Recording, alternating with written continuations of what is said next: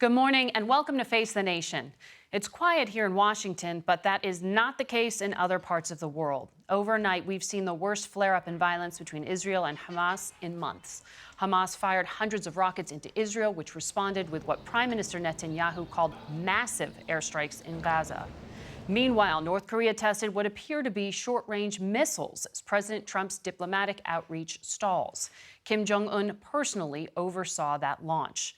And in Venezuela, a U.S.-backed uprising against Nicolas Maduro fizzled as opposition leader Juan Guaido was unable to peel away his key military support. We begin this morning with America's top diplomat, Secretary of State Mike Pompeo. Welcome to Face the Nation on a very busy morning for you. On this latest North Korea test, it appears to be short-range missiles. Does Kim Jong-un get a pass on this, or are we looking at a situation where more sanctions are necessary? So the sanctions haven't changed. The toughest sanctions in the history of North Korea remain in place. That's probably what's putting some of the pressure on Chairman Kim today. You saw this happen, too, right after his visit to Russia, right? After he spoke with Vladimir Putin, he made the decision to take these actions. We're still evaluating the appropriate response, but I want everyone in your audience to know we're going to exhaust every diplomatic opportunity there is. I continue to invite our counterparts for negotiations. We still believe there is a path forward where Chairman Kim can denuclearize without resort to anything beyond diplomacy. We're hopeful that we can achieve that. We've made real progress between Singapore and Hanoi, and we hope that progress can continue. It would be the best outcome for the world, and Chairman Kim's commitment that he made to President Trump back in Singapore remains in effect. He has said he's prepared to denuclearize. My task as America's most senior diplomat is to achieve that. So when President Trump tweeted, "I'm with him," he wasn't saying that this test will go without consequence. I think President Trump understands that the path forward that is the most optimal for the entire world is a negotiated solution to this. So I talked to him last night. We are full speed ahead in trying to work with the North Koreans to diplomatically achieve the verified denuclearization on the peninsula. Cynthia Warmbier, the mother of Otto Warmbier, the college student from the University of Virginia who died after being released from North Korean custody, spoke out forcefully about Kim Jong-un and the diplomacy underway. Take a listen. This is not only a nuclear problem, this is a problem that we're dealing with absolute evil. There's a charade going on right now. It's called diplomacy. How can you have diplomacy with someone that never tells the truth? How do you respond to her? Well, I've gotten to know the Warmbier family, especially Cindy. She's an amazing patriot and a remarkable woman, and I have enormous sympathy for her and admiration for her as well, and I completely understand her remarks. We're hopeful. We don't expect Chairman Kim to tell us the truth. That's why we're going to verify any denuclearization that takes place. It's why we will ensure that we see actual on-the-ground outcomes. We're not going to take anyone's word for it, but we want to work to try and do that in a way that is a negotiated solution, and that's our mission set. Are you still President Trump's lead negotiator on North Korea? So far as I know.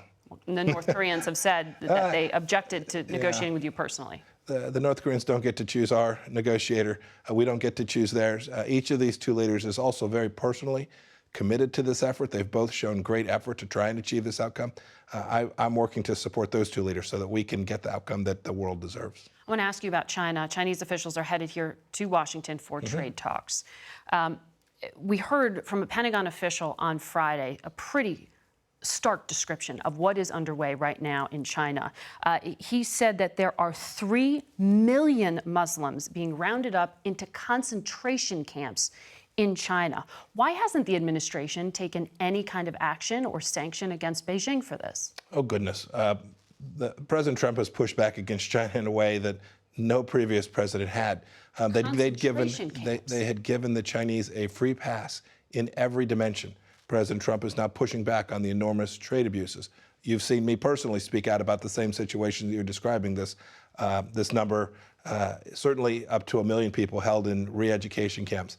The Trump administration is going to hold every nation accountable. You're okay with that term, re-education camps, not concentration camps, which the Pentagon used? We can use lots of different terms to describe what's taking place. This is enormous human rights violations. I've spoken about it repeatedly. Why the entire administration has spoken out it repeatedly. You just said 1 million minorities. Yeah. The Pentagon says 3 million. Yeah. Is there a discrepancy within the administration on what to do about this and what's actually happening? There's not. Don't play ticky-tack. There's no discrepancy. This administration, Concentration camps is a loaded term, sir, and 3 million Muslims being rounded up is something that many would expect the United States to raise at the highest levels. And we've done so. So it sounds like you're satisfied with that, well, right? We've done so, right? And but why don't make. Should we expect that? Because the accusation, as you know, sir, is that the trade talks are causing the U.S. to choose its own financial interests over its values. Are you saying that's not the case and there will be actions taken? Thanks for the clarification of your question. I appreciate that. This administration can do more than one thing at a time. We're working to stop the intellectual property theft that has destroyed millions of jobs in the United States. We're working to stop the forced technology transfers that have taken place. We've got the largest defense budget in history in place, part of which will go to ensuring we counter Chinese military power. We're working on these human rights violations as well. This administration takes a backseat to no one in our efforts and our outcomes in achieving a more rational relationship with China. The previous administration put us in a bad place, and we're working to fix it. Were you just saying human rights are going to be included in the trade deal? No, human rights are going to be addressed, and we've done so. I've raised it in multiple conversations with my counterpart, their foreign minister, and with others. You've got the whole world as your portfolio, so let's move on to Venezuela and Russia. There was this phone call between Vladimir Putin and President Trump that just happened. The president described it to us in an Oval Office spray. Why didn't he bring up election interference on this phone call when he said he did discuss the findings of the Mueller report, which found sweeping and systematic Russian interference in 2016? Well, you'll have to ask the White House that question. The president's been very clear. The administration has taken great action.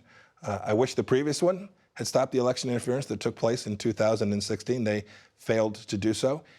Between 2017, when President Trump came into office, and 2018, we had a successful election year instead of midterm elections. We're working diligently to ensure that the elections in 2020 aren't interfered with by Russia, by Iran, by North Korea, or anyone else. We have enormous resource deployed against that challenge, and the American people should be sure that their government is working hard to keep our elections safe and secure. You said this week that Moscow has hundreds of people in Venezuela, and you were very clear that you think it was Russia that convinced Nicolas Maduro not to get on a plane and to flee the country. Here's what the president said after his phone call with Vladimir Putin. He is not looking at all to get involved in Venezuela, other than he'd like to see something positive happen for Venezuela. And I feel the same way. There seems to be a difference in how the president described the situation and how you and Ambassador Bolton have described it. No difference. No difference. The president has said, I think he in fact tweeted, that the Russians must leave Venezuela. And we've asked every nation that is interfering with Venezuelan democracy. You've seen this. I was down on the border. We saw mothers who couldn't feed their children fleeing the country. We saw families that had sick kids but couldn't get medicine. It was sitting within 50 miles of where we were located, and Maduro won't allow it to come in. The president's been very clear. We want the Cubans out. There are Iranians on the ground there. We want the Russians. We want everyone out so that the Venezuelan people can get the democracy they deserve. That includes Mr. Maduro leaving. So when the president says Putin is not looking to get involved at all in Venezuela, that is not the president accepting him at face value? You'll have to leave. He knows that that's not the case. The president has tweeted that he wants the Russians out of Venezuela. So he was just putting a positive spin on things in that moment? We are working very diligently to ensure that Maduro leaves and we get free and fair elections in Venezuela. That will require the 2,300 Cuban security personnel, frankly, the people closest to Maduro who are protecting the in-tight security for Maduro. They've got to leave. We're working on that as well. We're working with the Cubans to try and get an outcome that will let the Venezuelans have this opportunity. On this, I know you'll be meeting with the Russian foreign minister in the coming days. Is there a deal to be struck with Russia on this front? I mean, Russia benefits, right, by having Venezuelan oil off the market, by having a level of influence in America's backyard. Is the U.S. going to negotiate a deal with Russia on Venezuela? I'll certainly bring up Venezuela. It'll be one of many topics that Foreign Minister Lavrov and I speak about. Whether there's a particular deal that can be reached, only time will tell. Lindsey Graham, the Republican senator from South Carolina, who I know you know well, tweeted this week, Cuba, Russia send troops to prop up Maduro in Venezuela while we talk and have sanctions. Where's our aircraft carrier? He seems to be calling a bluff here on your mention and mention from others that military options aren't off the table. What is actually being considered here? Because you can't refer to the use of military force lightly. Is there an actual option that you are considering deploying in the coming days? Oh, goodness. The president's made clear that no option is off the table. We worked this week to further the planning so that we'd have a wide range of options, diplomatic options, political options, options that would involve the Department of Defense. We've made clear the president That's hospital ships, or that's actual offensive action? There'll be many options that we will fully bake, make sure they're ready, get laid out in exquisite detail, that are executable, so that when the situation changes on the ground, or the president makes a conclusion that it's a path he wants to go down, that these options are prepared for him. We wouldn't want to be flat-footed, and we've worked diligently to make sure that that capability, a wide range of capabilities, are prepared to be executed. And just final point on this, Juan Guaido, the opposition leader that the U.S. backs and many other countries recognize as a legitimate leader, has said that he essentially miscalculated the level of support in assuming the military would back him or break away from Maduro. Are you still saying a military option is on the table when the opposition leader we're backing can't get the support of his country's military? Well, he didn't get it that day.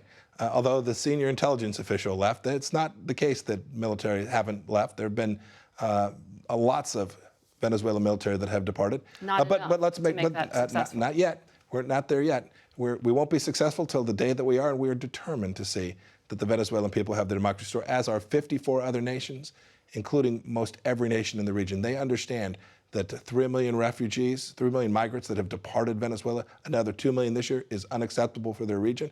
And they are working to build out a coalition to support the Venezuelan people and their democracy. All right, Mr. Secretary, I'm told we have to leave it there. Thank you for coming in. Thank you, ma'am.